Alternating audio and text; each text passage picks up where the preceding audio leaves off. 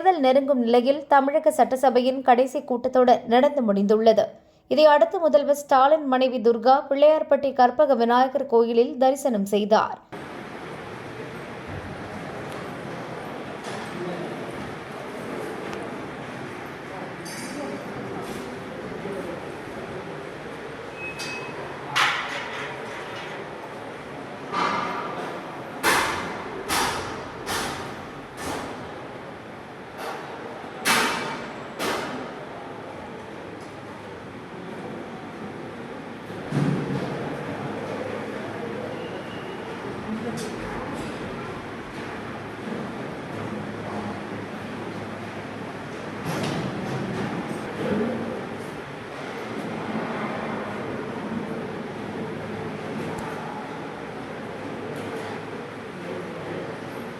தொடர்ந்து கோயில் நிர்வாகம் சார்பில் அவருக்கு கற்பக விநாயகர் உருவப்படம் வழங்கப்பட்டது.